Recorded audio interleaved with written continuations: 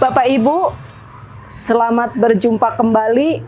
Ini adalah sesi terakhir, yaitu sesi 6 dari membangun gereja yang sehat. Ya.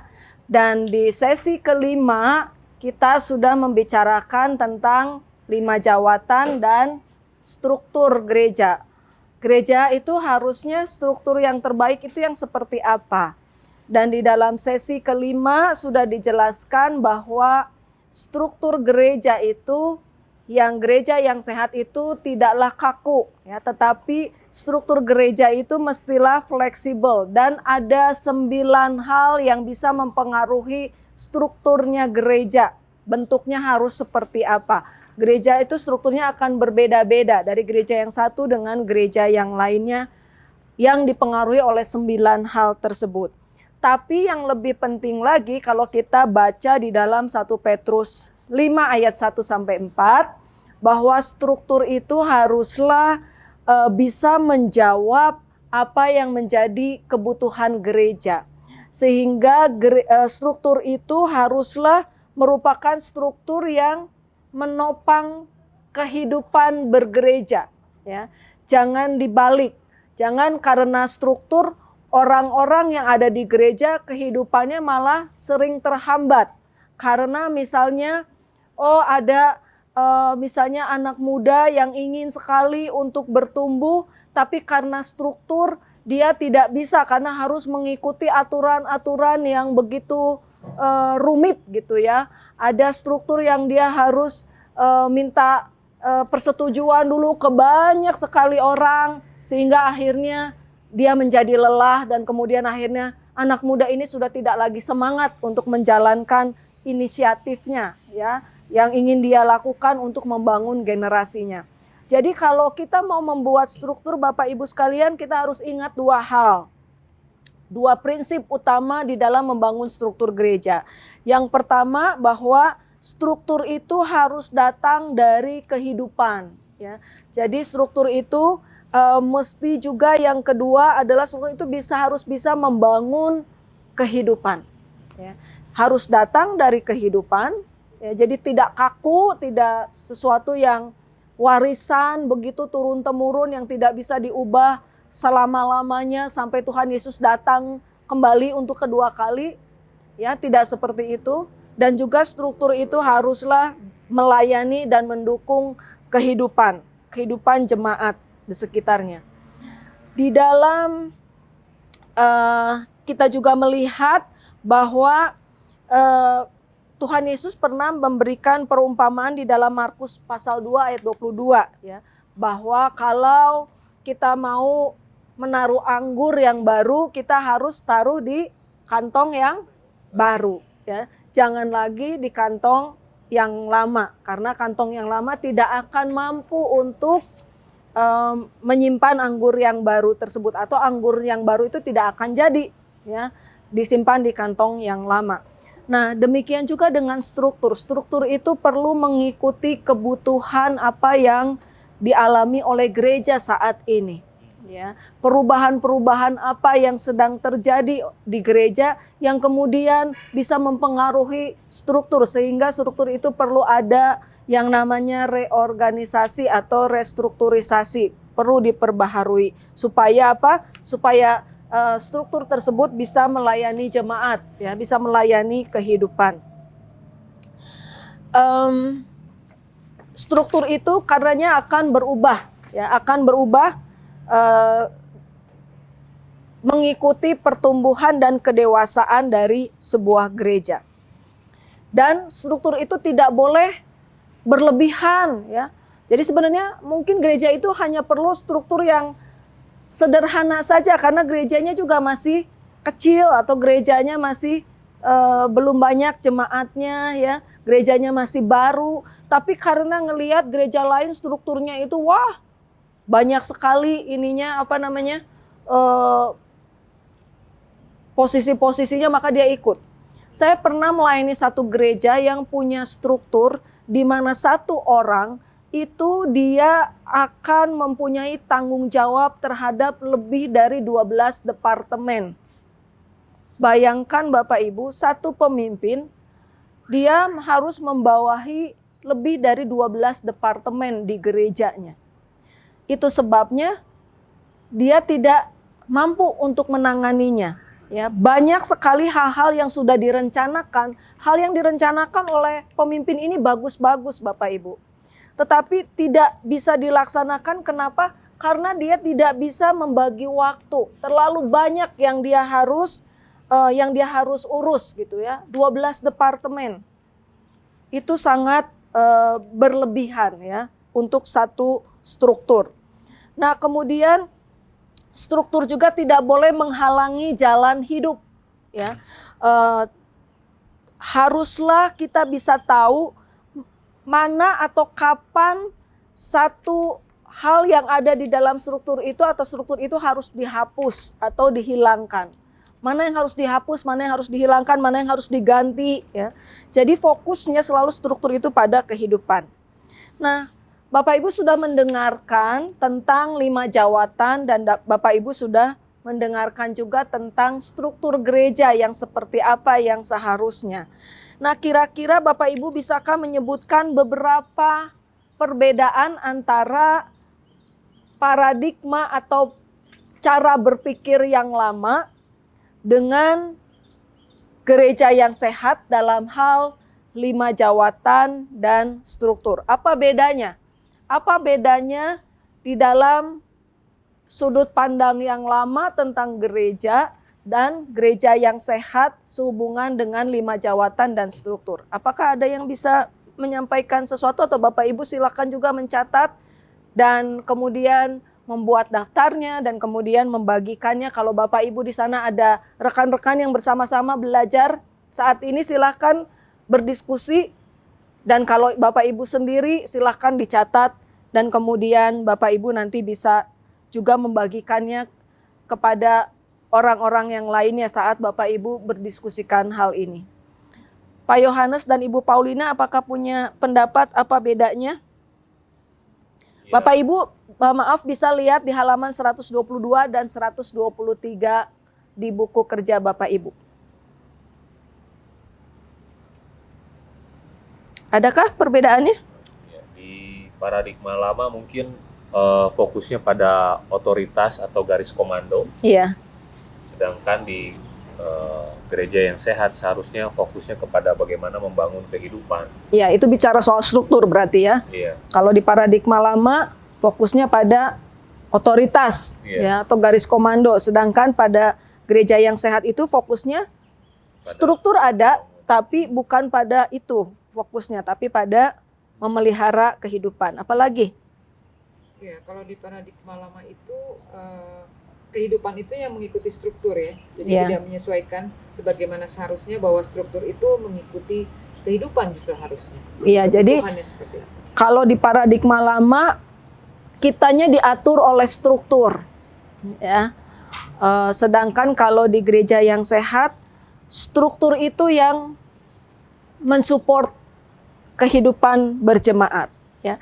Dan Bapak Ibu bisa lihat di halaman 122 dan 123 beberapa kontras yang lain ya, sehingga Bapak Ibu lebih bisa mengerti lagi apa artinya 5 jawatan dan struktur bagi gereja yang sehat dibandingkan dengan paradigma yang lama ya, sebelum kita memahami tentang gereja yang sehat.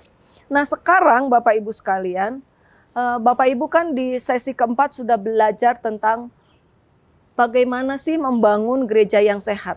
Bahwa untuk membangun gereja yang sehat caranya itu yaitu apa? Melalui 4 dinamika ya, melalui prosesnya itu disebut sebagai 4 dinamika. Kalau Bapak Ibu bingung apa itu 4 dinamika, Bapak Ibu bisa mengikuti pelatihan dengan judul Membangun Pemimpin yang Sehat. Jadi di dalam membangun pemimpin yang sehat itu dijelaskan tentang tujuan di dalam membangun pemimpin yang sehat dan prosesnya. Ya, nah proses membangun atau cara membangun pemimpin yang sehat itulah yang disebut sebagai 4 dinamika atau 4D. Dan 4 dinamika itu adalah spiritual, dinamika spiritual, dinamika relasional, dinamika pengalaman, dan dinamika instruksional. pengajaran atau instruksional. Nah, sekarang Bapak Ibu, kita akan mencoba bagaimana sih kita bisa membangun gereja kita menjadi gereja yang sehat. Di sesi 4, Bapak Ibu sudah membuat latihan juga untuk itu. Dan sekarang kita mau latihan lagi, lebih lagi kita mencoba salah satu, misalnya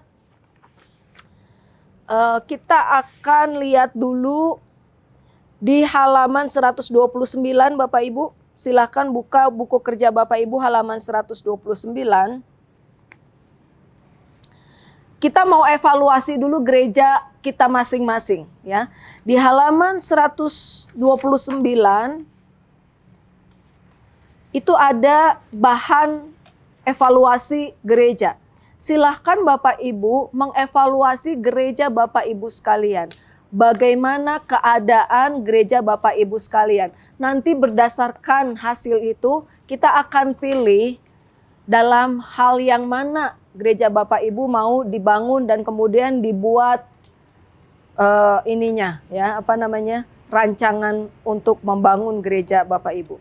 Silakan saya beri waktu masing-masing Bapak Ibu, saya kasih waktu 10 menit untuk mengevaluasi gereja Bapak Ibu berdasarkan alat evaluasi yang ada di halaman 129.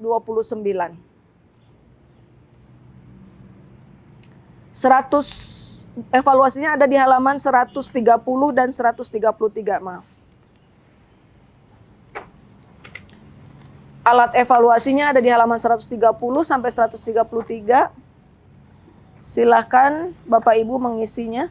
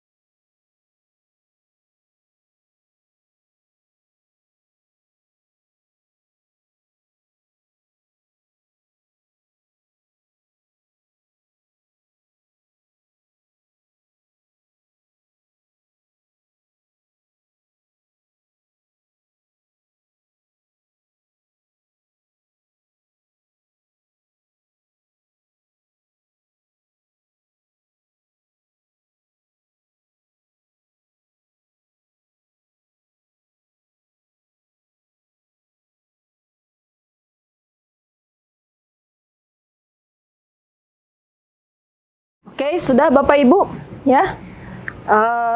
Bapak Ibu sudah membuat evaluasi terhadap gereja Bapak Ibu masing-masing. Gereja Bapak Ibu masing-masing sekarang ini keadaannya seperti apa. Jadi kita baru saja melakukan general check up, atau kalau kita ke laboratorium kita periksa darah untuk kita tahu bagaimana kondisi kita, kondisi tubuh kita ya. Apakah kita ini sehat dalam artian kolesterol kita normal, kadar gula kita normal, kemudian tidak ada asam urat, tekanan darah kita juga normal dan sebagainya. Nah, barusan Bapak Ibu sudah melakukan itu dengan menjawab pertanyaan-pertanyaan yang ada di dalam alat evaluasi tersebut. Nah, bagaimana setelah Bapak Ibu melakukan itu? Apa yang Bapak Ibu temukan tentang gereja Bapak Ibu? Bagaimana realitas gereja Bapak Ibu? Bagaimana kesehatan, dalam tanda kutip, kesehatan gereja Bapak Ibu yang ada hubungannya dengan 7 area hal-hal kita perlu sehat. 7 area itu apa saja Bapak Ibu yang di halaman 129 di dalam buku kerja Bapak Ibu? Yang pertama, kesatuan dengan Kristus. Yang kedua, setiap orang berfungsi. Yang ketiga, setiap orang bertumbuh di dalam Tuhan. Setiap orang mau melayani sesama. Setiap orang membangun orang lain. Setiap orang menjangkau keluar dan mempunyai hubungan yang sehat dengan yang gereja yang lebih luas.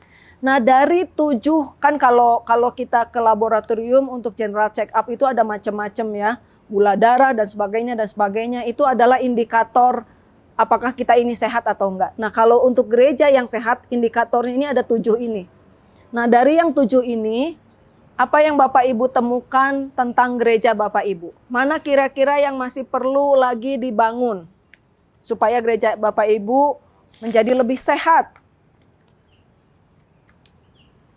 Bapak Ibu di rumah juga bisa sharing bisa berdiskusi dengan teman yang ada bersama-sama dengan Bapak Ibu yang mengikuti pelatihan ini, atau kalau sendiri Bapak Ibu mulai bisa melihat mana kira-kira yang masih perlu dibangun lagi.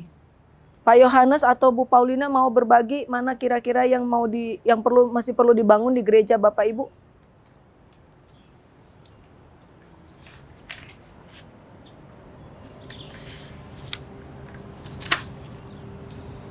Saya melihat tentang poin yang ke-7, yaitu hubungan dengan gereja yang lebih luas. Jadi kalau gerejanya Ibu Paulina merasa bahwa yang masih perlu dikembangkan adalah dalam hal hubungan dengan gereja yang lebih luas. Hubungan dengan gereja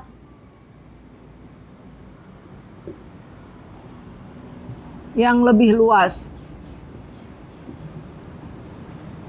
Oke, coba kita fokus dulu ke sini ya, sebagai suatu contoh.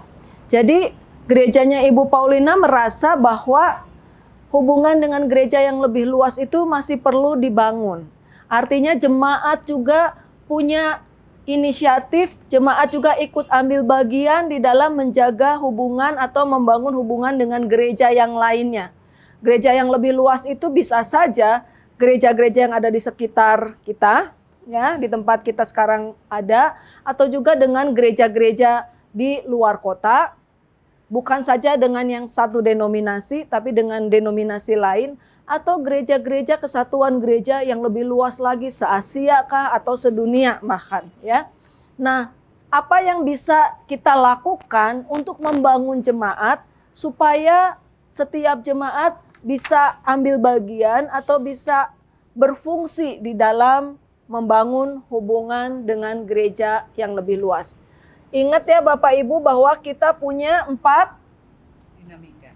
dinamika.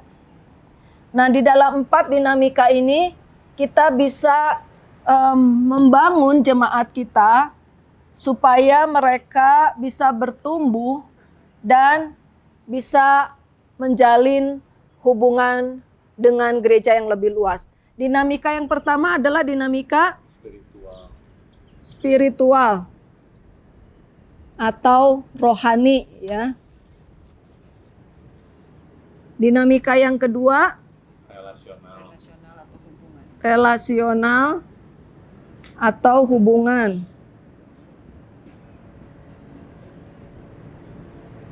Dinamika yang ketiga dinamika pengalaman. Yang keempat Instruksional atau pengajaran. instruksional atau pengajaran. Nah, kira-kira apa yang bisa kita lakukan supaya jemaat kita secara melalui proses atau melalui dinamika rohani, dia akan bisa punya atau mampu untuk membangun hubungan dengan gereja yang lebih luas. Apakah yang bisa dilakukan di sini? Saya kasih contoh misalnya ya. Contohnya misalnya kita mengajak jemaat untuk mendoakan gereja lain.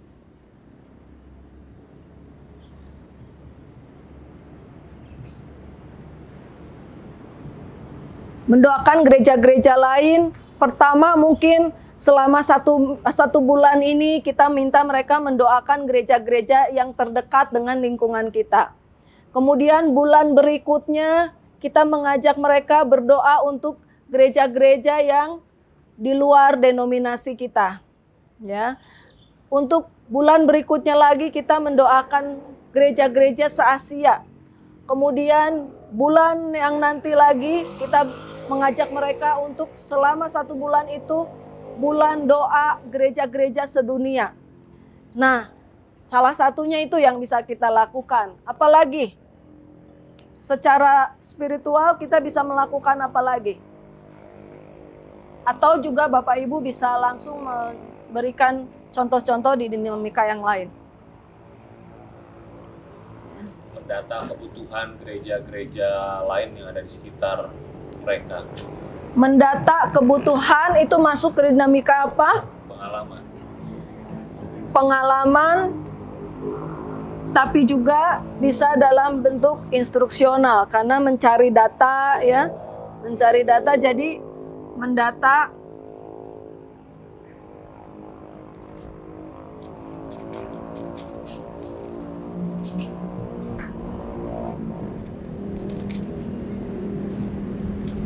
kebutuhan apa ini Bapak?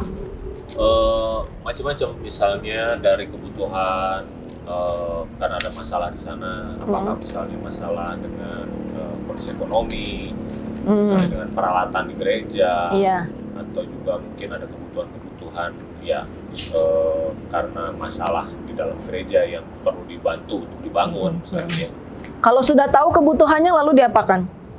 Nah, jadi kita bisa mencoba melihat hal-hal apa yang bisa kita bantu untuk menolong gereja lain. Artinya membuat perencanaan. Iya.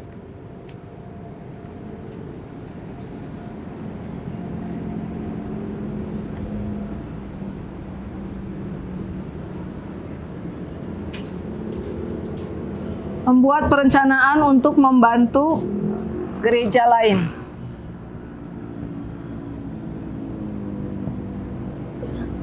Kita bisa mendoakan setelah kita tahu datanya, kita doakan, kita buat rencana. Apakah cukup di rencana? Enggak. Lalu diapakan setelah rencana? Ya, ngobrol dengan gereja tersebut, kira-kira kalau kami bantu hal yang seperti ini apa yang akan ya berdiskusi ya, dengan gereja lain tentang kebutuhan mereka dan apa yang bisa kami lakukan. Tentang kebutuhan mereka dan menawarkan bisa menawarkan bantuan. Ataupun juga bisa dan mengajak mereka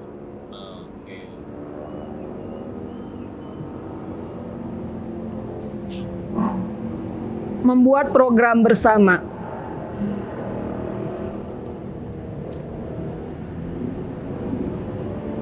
Ya, jadi di sini merencanakannya nggak sendirian, tapi juga melibatkan gereja-gereja yang mau kita bantu supaya apa yang kita mau kasih itu sesuai. Ya, sebagai salah satu contoh misalnya gereja saya itu punya hal yang semacam ini, membantu gereja-gereja yang lain yang ada di pulau lain malah, dan untuk melakukan itu sinode gereja saya itu berhubungan dengan sinode gereja yang ada di pulau tersebut.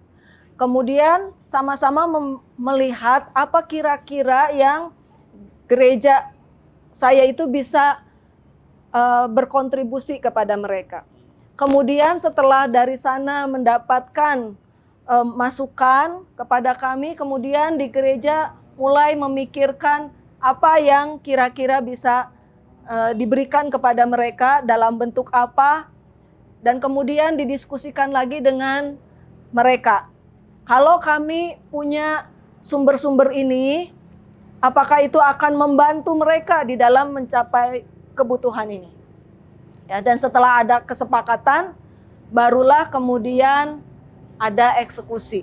Ya, jadi di sini ada melakukan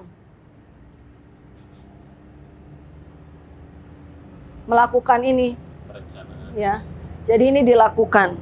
Ya. Setelah itu, setelah dilakukan ada evaluasi bersama, kemudian dilihat hasilnya apa dari pelatihan atau dari kerjasama tersebut.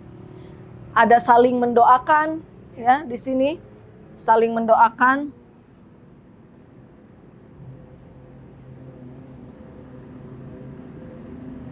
Ya. Di sini juga waktu itu gereja kami mengajak jemaat biasa, jemaat umum, siapa yang mau ikut di dalam mengeksekusi ini. Jadi di gereja kami misalnya ada orang-orang yang ahli, ya, ahli dalam mengajar anak-anak misalnya. Kemudian dia bilang saya mau ikut dan saya fokusnya adalah untuk mengajar guru-guru sekolah minggu di sana tentang bagaimana mengajar anak-anak yang kreatif gitu. Ya, bagaimana membuat alat peraga dengan apa yang ada di lingkungan mereka, seperti itu ya. Jadi jemaatnya diajak, diikut sertakan, bukan hanya sekedar pengurus gereja saja tetapi jemaatnya juga. Kemudian ada juga di sini jemaat berkontribusi. Jadi berkontribusinya macam-macam. Ada yang dalam bentuk materi. Dalam bentuk materi itu ada yang dalam bentuk uang, ada yang dalam bentuk barang, ya. Tapi juga ada yang dalam bentuk berkontribusi apa? Tenaga. Jadi dia menyediakan dirinya sendiri untuk terlibat di situ, ya. Nah, ini merupakan salah satu contoh yang sederhana saja yang bisa gerejanya Ibu Paulina lakukan agar supaya jemaat di gereja Ibu Paulina itu bisa bertumbuh di dalam membangun hubungan dengan gereja yang lainnya. Nah, apakah Ibu Paulina punya pertanyaan atau ada yang mau ditambahkan dari rancangan yang sederhana ini? Kira-kira kalau ini dilakukan di gereja Ibu Paulina, apa yang akan terjadi? Ya, menarik ketika kemudian ini dikupas satu persatu. Lalu saya melihat bahwa sebetulnya ada hal-hal lain lagi yang juga sebenarnya bisa dilakukan ya. Jadi ketika membahasnya dalam bagian demi bagian dari dinamika ini, saya mulai memikirkan, oh mungkin kegiatan ini bisa dilakukan, mungkin aktivitas ini bisa dilakukan juga. Iya. Itu yang menarik. Jadi semakin berkembang Ya. gitu ya, bisa banyak yang dilakukan. Pak Yohanes mungkin ada tambahan pemikiran. Jadi menarik sekali kalau apalagi ketika kita akhirnya bahkan di kedepan hari membagikan kebutuhan kita. Barangkali ada gereja-gereja lain di sekitar kita yang ternyata melihat ada kebutuhan ini bisa ditangkap oleh mereka untuk mereka support.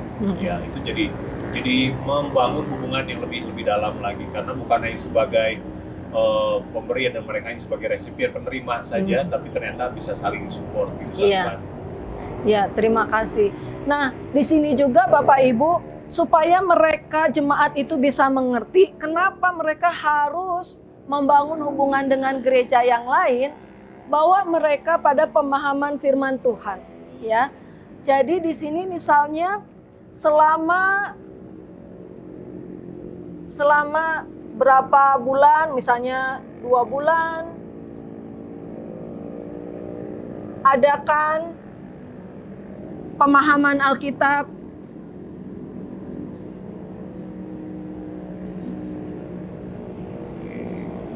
tentang gereja yang berdampak. Contohnya misalnya dari kitab Tesalonika. Belajar dari jemaat di Tesalonika, ya. Bagaimana di situ jemaat itu kan dibilang dia punya pengaruh sampai Makedonia dan Akhaya, gitu ya. Bagaimana dia bisa sampai seperti itu? Belajar dari situ. Jadi di sini ada perenungan 1 Tesalonika.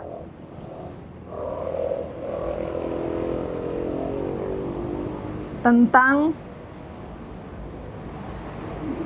gereja yang berdampak buat gereja lain.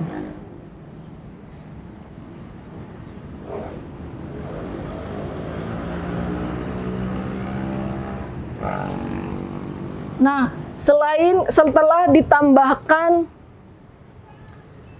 firman Tuhan yang mendasari ini, kira-kira apa yang Bapak Ibu lihat lagi di sini? Ya, saya melihat bahwa ini hal-hal yang memang ternyata bisa untuk kami lakukan gitu ya. Jadi mungkin selama ini kita hanya memikirkannya saja, tetapi tanpa mencoba untuk membuatnya terbagi di dalam dinamika itu, rasanya mungkin agak sulit gitu ya, membayangkannya bahwa akan melakukan.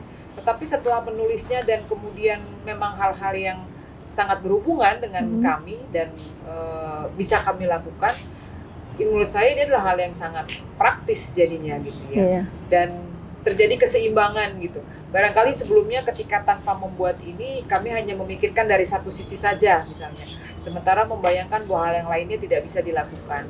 Tetapi dengan membuatnya lebih terstruktur seperti ini, kemudian membaginya ke dalam 4 dinamika, kita bisa membagi dengan seimbang aktivitas-aktivitas itu dan terbangun di dalam semua sisinya gitu ya. Iya. Jadi ternyata apa yang ditulis ini sebenarnya bisa dikerjakan ya di gereja kita tanpa harus kita mengubah segala sesuatu yang sudah ada di gereja. Ada banyak sekali orang bertanya bagaimana caranya kita membangun gereja yang sehat. Kayaknya sulit karena sudah bertahun-tahun kita seperti ini. Tetapi kalau kita mau mulai dengan sesuatu yang sederhana, ternyata itu akan bisa dilakukan. Dan ternyata kalau kita melakukan ini semakin sering, yang seperti ini semakin sering, dan kita buat dengan benar-benar dipikirkan, maka budaya untuk setiap orang dibangun, untuk membangun orang lain itu akan tercipta. Dan ketika itu tercipta artinya gereja menjadi sehat. Ya. Nah, hal lain lagi, tadi saya tambahkan, ada firman Tuhan di sini, itu apa yang Bapak Ibu lihat setelah firman ini dimasukkan di dalam perencanaan ini? Ya, menolong jemaat untuk melihat adanya fondasi, adanya dasar. Iya. Kenapa mereka harus melakukan hubungan dengan gereja lain? Iya. Seringkali Bapak Ibu sekalian ketika orang belajar firman, dia tidak tahu bagaimana menerapkannya di dalam kehidupan sehari-hari. Mungkin waktu kita baca kitab Tesalonika ini kita juga bingung, apa itu artinya buat kita di zaman sekarang gitu ya. Tapi ternyata ketika kita menuangkannya ini di dalam rancangan untuk membangun orang untuk membangun gereja, orang itu jadi bisa tahu, oh ini penerapan dari firman Tuhan tersebut di dalam realitas kehidupan kita saat ini. Jadi firman Tuhan itu sekalipun ditulisnya berapa ribu tahun yang lalu, tetapi ternyata itu masih sangat aktual buat kita di saat ini. Jadi kita diajak untuk menjadi pelaku firman. Kita bukan saja mendengar firman Tuhan, tapi kita menjadi pelaku firman. Dan ketika kita menjadi pelaku firman, kalau di dalam 4 faset setiap orang berfungsi, itu artinya kita sudah yang paling atas itu apa? Bertumbuh di dalam Tuhan, ya, bertumbuh dalam Tuhan. Jadi kita bukan saja hanya sekedar mendengar, tetapi kita tahu apa yang menjadi isi hati Tuhan dan kita melakukannya, ya. Dan sebenarnya gereja yang sehat itu seperti itu, Bapak Ibu, ya. Setiap orang berfungsi untuk apa? Berfungsi supaya setiap orang bisa melakukan pekerjaan-pekerjaan baik, firman Tuhan bilang. Pekerjaan-pekerjaan baik itu pekerjaan-pekerjaan seperti apa? Pekerjaan-pekerjaan yang Tuhan minta untuk kita lakukan. Di dalam Matius, di dalam amanat agung itu kan dikatakan, pergilah jadikanlah semua bangsa muridku, baptislah mereka, dan kemudian seterusnya ajarlah mereka untuk melakukan segala sesuatu yang aku perintahkan kepadamu. Jadi Bapak Ibu sekalian, kita melihat bahwa firman Tuhan itu harus dilakukan. Nah, dengan ketika kita membangun jemaat kita, membangun gereja, membangun jemaat, jangan lupa untuk bagaimana kita membuat firman Tuhan itu mendarat di dalam kehidupan kita sehari-hari dan bisa dilakukan di dalam kehidupan kita sehari-hari secara praktis. Sampai di sini Bapak Ibu, apakah ada tanggapan, pertanyaan, atau mungkin kesaksian? Bapak Ibu yang sedang mengikuti pelatihan ini melalui video, apakah ada kesaksian atau tanggapan setelah mendengarkan ini? Silahkan juga dicatat dan bisa dikirimkan kepada kami.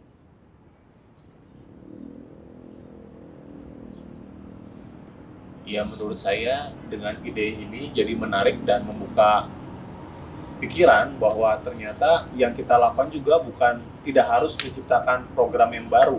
Iya. Karena kayak pendalaman Alkitab, ya kita bisa menggunakan program yang sudah berjalan. Hanya sekarang dengan tema yang sesuai dengan kebutuhan kita. Karena ini menjawab kebutuhan kita. Ya. Jadi sehingga agenda-agenda yang ada bisa diarahkan kepada topik yang sesuai dengan kebutuhan.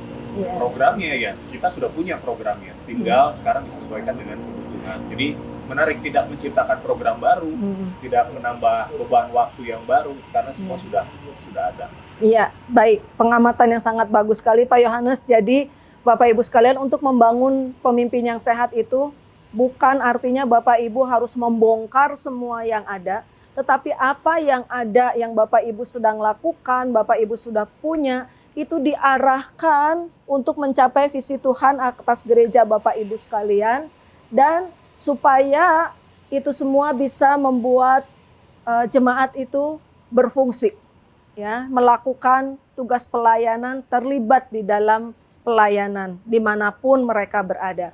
Tidak harus selalu berfungsi dalam arti dalam kegiatan gereja menjadi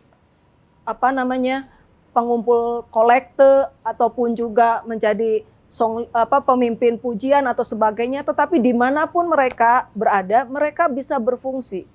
Ada satu hal yang menarik Bapak Ibu, ketika kami melakukan sebuah pelatihan semacam ini kepada sekelompok pemimpin-pemimpin gereja, ada seorang pemimpin gereja yang mengatakan seperti ini, bahwa di gerejanya banyak orang yang berlomba-lomba ingin jadi pemimpin gereja. Tapi ketika mereka dikasih tugas itu, tidak ada yang dilakukannya, gitu ya. Lalu saya bertanya, kira-kira itu kenapa, gitu ya. Dan ternyata setelah ditelusuri, ternyata orang-orang tersebut tidak paham tentang visinya gereja itu apa sebenarnya. Kenapa Tuhan membangun gereja? Apa artinya kalau dia menjadi pemimpin di gereja? Apa artinya dia menjadi jemaat gereja? Itu dia tidak mengerti. Kenapa? Karena selama ini gereja tidak pernah membangun mereka. Ya, tidak pernah mengajarkan kepada mereka untuk menjadi orang-orang yang bisa berfungsi di gerejanya. Ya. Jadi mereka hanya ngelihat posisi, tapi mereka tidak tahu apa fungsinya mereka sebenarnya. Ada pengamatan lain mungkin Bapak Ibu, Bu Paulina?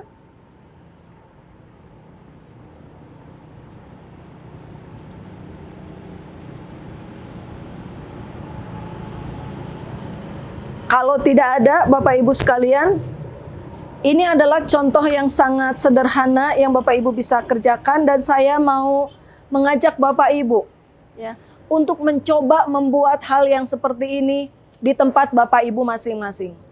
Coba Bapak Ibu lihat lagi alat evaluasi yang ada di dalam buku kerja Bapak Ibu, bisa Bapak Ibu gunakan lagi, bisa Bapak Ibu gunakan untuk mengevaluasi gereja Bapak Ibu sekalian bersama-sama dengan majelis jemaat atau pengurus-pengurus gereja yang lainnya.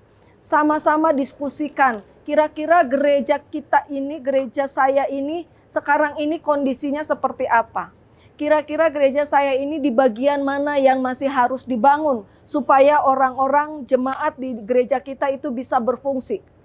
Mereka bisa melakukan pekerjaan-pekerjaan Tuhan gitu ya. Supaya ketika mereka keluar dari gereja, mereka tetap bisa melakukan pekerjaan Tuhan tersebut. Dimanapun mereka berada, mereka tetap bisa melakukan pekerjaan Tuhan.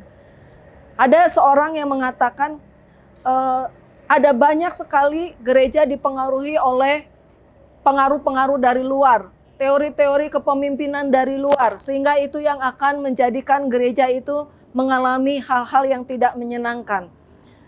Tapi kalau kita bisa membangun jemaat kita menjadi atau membangun gereja kita menjadi gereja yang sehat, gereja kita tidak akan mungkin bisa dipengaruhi oleh pengaruh-pengaruh buruk dari luar. Kenapa? Karena kita punya jemaat yang kuat. Kita punya pemimpin yang kuat. Kita punya dasar gereja yang kuat, ya. Bahkan kita ketika kita keluar, jemaat kita keluar, kitalah yang akan menggarami mereka. Kitalah yang akan menjadi terang buat mereka, bukan sebaliknya, ya. Jadi itu Bapak Ibu yang bisa saya sampaikan di sesi ke-6 ini. Saya sangat senang bisa membagikan ini, dan kami dari tim Leader Source Indonesia mengucapkan banyak terima kasih untuk waktu yang Bapak Ibu sudah berikan mengikuti pelatihan ini selama 6 sesi. Apa yang Bapak Ibu upayakan untuk belajar bersama-sama ini sangat kami hargai. Kami tahu mungkin ini tidak cukup buat Bapak Ibu. Kalau Bapak Ibu memerlukan lebih banyak lagi penjelasan, pertanyaan, dan sebagainya, silakan Bapak Ibu menghubungi kami. Ya. Di dalam paket Bapak Ibu sudah ada alamat email kami dan juga nomor-nomor yang bisa dihubungi. Silakan Bapak Ibu menghubungi kami akan sangat senang melayani Bapak Ibu sekalian. Mari kita tutup pertemuan kita mau bersyukur kepada Tuhan. Untuk pertemuan kita mau berdoa, dan saya mau minta tolong Ibu Paulina untuk berdoa. Mari kita berdoa. Bapa di dalam surga, kami mengucap syukur kepadamu untuk kesempatan yang Kau berikan kepada setiap kami. Terima kasih Tuhan, karena Engkau sendiri yang menaruhkan visi kepada kami, visi gerejamu Tuhan. Engkau sendiri yang bekerja untuk gerejamu, menyatakan kuasamu, menyatakan kemuliaanmu atas gerejamu, di mana itulah yang menjadi rencanamu Tuhan, bahwa gerejamu dibangun. Dan biarlah kami Tuhan, setelah kami mendengarkan dan kami belajar, kami sendiri boleh terus dibangun. Kami semakin terdorong Tuhan, untuk bersama-sama dengan visimu Tuhan, membangun gereja yang sehat, membangun orang-orang, membangun pemimpin-pemimpin baru, sehingga apa yang menjadi kerinduan Tuhan, di mana kami boleh menjangkau lebih banyak orang lagi, itu sungguh boleh dilakukan. Terima kasih Tuhan untuk setiap orang yang boleh bersama-sama kami pelajari materi ini. Biarlah berkat Tuhan, hikmat dan pengetahuan juga atas mereka semua.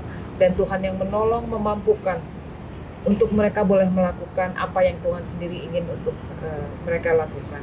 Terima kasih Bapa, terima kasih Roh Kudus. Dalam nama Tuhan Yesus kami berdoa dan mengucap syukur. Amin. Amin. Terima kasih Bapak Ibu sekalian, Tuhan Yesus memberkati.